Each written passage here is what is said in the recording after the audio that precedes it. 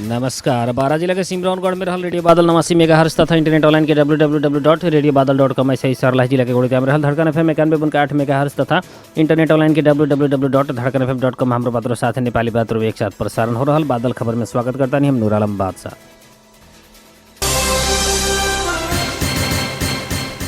12 प्रहरी हाथ हथियार सहित 5 जने के पकड़ाव के लिए बचे। पकड़ाव परवल में 12 के सिमरौनगढ़ नगर पालिका वार्ड नंबर 11 भगवानपुर रहला 40 वर्षीय उपेंद्र पटेल, 27 वर्षीय धीरेन्द्र पटेल, 62 वर्षीय रूपलाल पटेल रौतहट के बौद्धमाई नगर पालिका 2 रहे वाला 44 वर्षीय राजमंगल पटेल, 80 वर्षीय शोभा राउत रहल जिला प्रहरी कार्यालय 12 जने बाटे।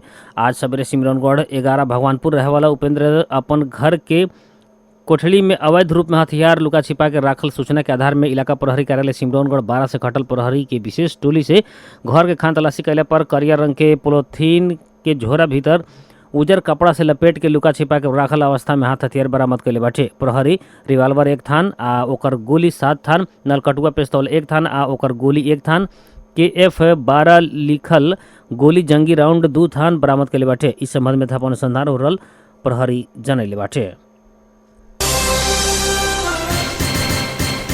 सरलाही के नेपाल भारत सीमा क्षेत्र से कमर में लुका के लियावल करीब 1 किलो 950 ग्राम चांदी लगायत के विभिन्न सामान सहित एक लड़का के पकड़ाव कैले बाटे। भारतीय सीतामढ़ी बसंतपुर ग्राम पंचायत 7 रहल 19 वर्षीय लवदास के मलंगवा नगर पालिका 8 लचका से आज सवेरे प्रहरी पकड़ाव कैले बाटे। भारत से साइकिल में नेपाल तरफ आ रहल उनका के जिला प्रहरी कार्यालय सरलाही से खटल प्रहरी तलाशी कैले पर उक्त सामान सहित मिलल आ पकड़ाव कैल गेल बाटे। मध्य प्रदेश के मुख्यमंत्री सरोज कुमार यादव सहित 7 दल प्रधानमंत्री पुष्पकमल दाहाल प्रचंड के 6 बूंदे ध्यानाकर्षण पत्र बुझैले बानी। आज मुख्यमंत्री यादव प्रदेश के मंत्री सब दल के प्रतिनिधि लोग सिंह दरबार में प्रधानमंत्री प्रचंड के भेंट के ध्यानाकर्षण पत्र बुझैले बानी। प्रधानमंत्री के ध्यानाकर्षण पत्र बुझा के बाहर निकलत मधेश के मुख्यमंत्री यादव देश संहिता में गईल 8 वर्ष प्रदेश सरकार गठन भइल 6 वर्ष बीत चुकला पर भी प्रदेश से संवैधानिक अधिकार लेवे ना सकल बतैनी। हमनी से प्रदेश प्रहरी संघीय निजामती सार्वजनिक जमीन के प्रयोग गुठी जगह अर्थ आ अभियोजन में संबंध में असंतुष्टि जनावतानी आ 6 बूंदे ध्यानाकर्षण पत्र भी बुझाल वहाँ के बतैले बानी।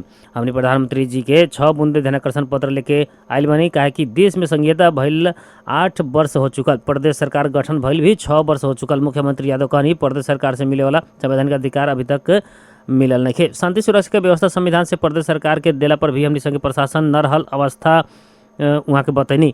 ऐसे ही प्रदेश में कर्मचारी अभाव रहल वहाँ के बतैनी। संघ से जाए वाला सचिव सब छोट अवधि में ही सर्व होकर गैला पर प्रदेश सरकार के काम करवाही पर होखल वहाँ के कहना रहल रहे। हमने मुख्यमंत्री भइल 8 महीना में 3 जने मुख्य सचिव के सर्वा भइल भी वहाँ के बतैनी। ध्यानाकर्षण पत्र बुझावेला प्रदेश के मंत्री सब कृष्ण प्रसाद यादव, महेश यादव, गोविंद्र बहादुर नेपाने, संजय कुमार यादव, सुरीता कुमारी शाह, सुनीता यादव, चंदन कुमार सिंह, वीरेंद्र प्रसाद सिंह, रमेश प्रसाद कुर्मी, मोहम्मद शमीम लगायत के उपस्थिति रहल रहे।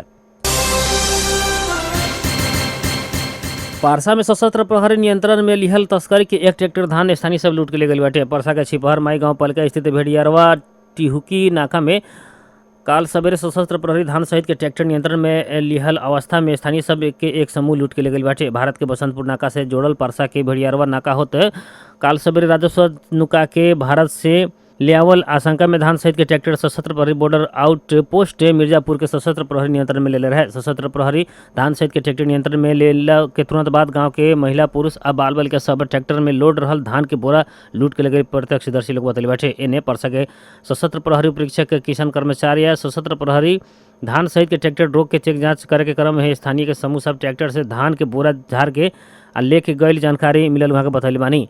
घटना प्रकाश में अला बाद अनुसंधान के खातिर सशस्त्र प्रहरी बॉर्डर आउट पोस्ट के मिर्जापुर के इंचार्ज सशस्त्र प्रहरी निरीक्षक के सौ सुवेदी के वीरगंज स्थित सशस्त्र प्रहरी 16-13 नंबर गन में झिका के छानबीन हो रहल वहाँ के बतैनी। उनकर बदला में मिर्जापुर BOP में सशस्त्र प्रहरी निरीक्षक कपिल गिरी के भेजल गई सशस्त्र प्रहरी परीक्षक कर्मचारी बतैले बानी। सरकार 12 स्थित बहुचर्चित निजगढ़ विमानस्थल अगाडि बढ़ावे के निर्णय कैले बाटे। सिंह दरबार में आज सवेरे बैठल मंत्रिपरिषद के बैठक से निजगढ़ विमानस्थल निर्माण प्रक्रिया आगे बढ़ावे के निर्णय कैले बाटे।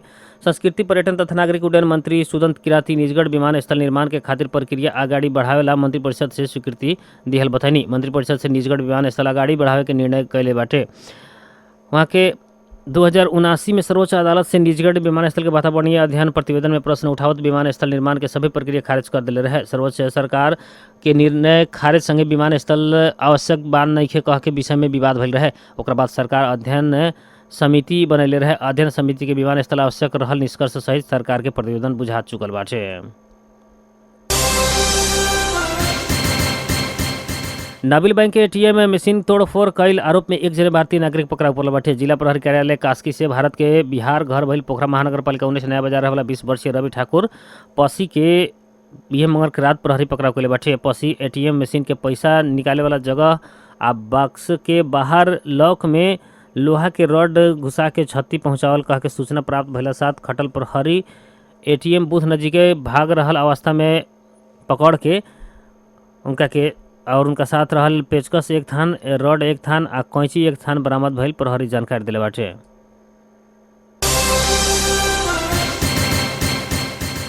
राष्ट्रीय परीक्षा बोर्ड परीक्षा नियंत्रण कार्यालय कक्षा 12 के ग्रेड वृद्धि पूरक परीक्षा के नतीजा सार्वजनिक कैले बाटे। नतीजा अनुसार कुल परीक्षार्थी 75.45% मात्र ग्रेड वृद्धि प्राप्त कर सकल बतावल गइल बाटे। ग्रेड वृद्धि परीक्षा में 1,17,882 सहभागी परीक्षार्थी मध्य 88,947 जने ग्रेड वृद्धि प्राप्त कैल कार्यालय जनैल बाटे। कार्यालय से 15 जने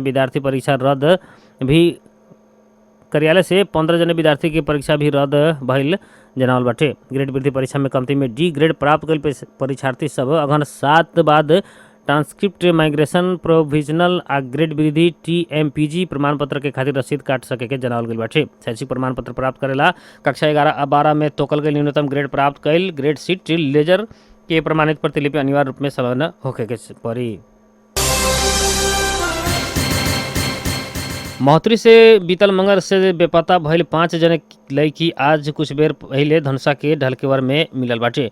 बाहर जाए लागल बेरिया स्थानीय से रोक के प्रहरी के जिम्मा लगले रहे। अभी उ लोग के इलाका प्रहरी कार्यालय ढलकेवर में रखल गईल बाटे। अभिभावक बोला के जिम्मा लगावल जाई कह के प्रहरी निरीक्षक राजकिशोर शाह जानकारी दिल बानी। गत मंगर के सवेरे 11 बजे महोत्तरी के औरही नगर पालिका 2 के 16 वर्षीय बसंती सदा, 16 वर्षीय प्रतिमा सदा, 18 वर्षीय संगीता सदा, 15 वर्षीय राजन सदा, 20 वर्षीय रूबी सदा संपर्क विहीन भइल रहने।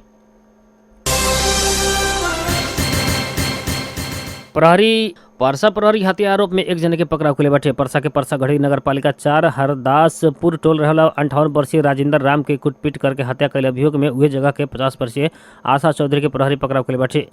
सोमवार के सांझिया मादक पदार्थ सेवन करके उ लोग बीच मारपीट तथा झगड़ा भइले पर गंभीर घायल भइल उनकर LS न्यूरो अस्पताल में इलाज के क्रम में बुध के सांझिया मृत्यु भइल है। घटना के संबंध में थप अनुसंधान हो रहल प्रहरी जानकारी दिले बा। भारत के राजधानी नया दिल्ली में विगत कुछ दिन से प्रदूषण के स्तर खतरा के तह पार कैला बाद दिल्ली सरकार विभिन्न उपाय लागू करके तैयारी कैले बाटे। सर्वोच्च अदालत से गाड़ी में जोर बिजोर प्रणाली ठीक भइल समीक्षा कैला से दिल्ली में अब जोर बिजोर लागू होखी। ऐसे ही वायु प्रदूषण संगे लड़ेला यह नवंबर के 20 तारीख से क्लाउड सीडिंग मार्फत कृत्रिम पानी परावे के योजना रहल बाटे। दिल्ली के वातावरण मंत्री गोपाल राय के अनुसार यातायात विभाग के ऐप में आधारित टैक्सी अर्थात ओला उबेर के सर्वोच्च अदालत से आदेश अनुसार प्रतिबंध लगावे के निर्देशन दियल गईल बाटे। सर्वोच्च अदालत से यह मंगर के दिल्ली सरकार के दिल्ली में वारदाता भइल टैक्सी सब मात्र शहर में चले देवे के विषय में सोच सके के आदेश दिले बाटे। दिल्ली से बाहर से एक जने मात्र लेके भारी संख्या में गाड़ी दिल्ली में भीतर अइला से प्रदूषण और बढ़ल कहत सरकार एकरा के रोक लगा के तैयारी कैले बाटे। ऐसे ही प्रदूषण के बढ़त स्तर के ध्यान में रखत दिल्ली सरकार दिसंबर के बदला आज से ही 18 तारीख तक के ठंडी के विदा समय तालिका बनैले बाटे।